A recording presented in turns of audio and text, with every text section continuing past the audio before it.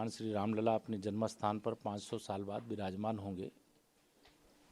और यह खुशियों का जो अवसर आया है यह ऐतिहासिक है, अलौकिक है, अद्भुत है। प्रधानमंत्री श्री माननीय नरेंद्र मोदी जी के सत्ता में आने के बाद वर्षों का संघर्ष सफल हुआ है और एक बहुत बड़ी समस्या जो केवल आज़ादी के बाद की ही समस्या नहीं, आज़ादी के पहले से 500 साल से पहले से थी, उसका अंत होगा। दूसरा,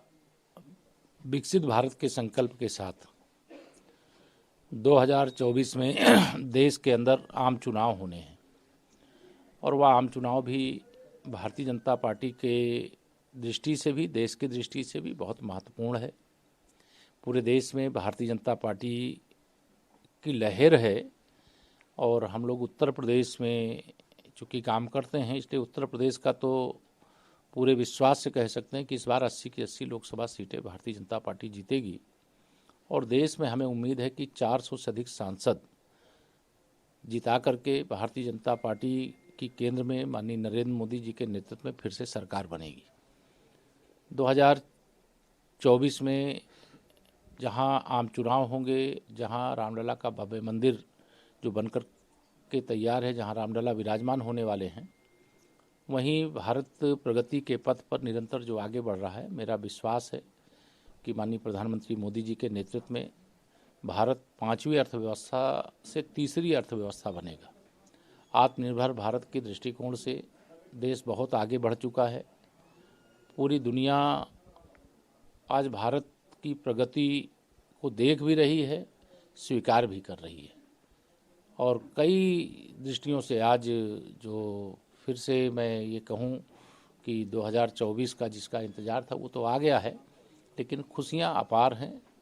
और सबको मैं 2024 देश के लिए शुभ हो, देशवासियों के लिए शुभ हो, उत्तर प्रदेश वासियों के लिए शुभ हो,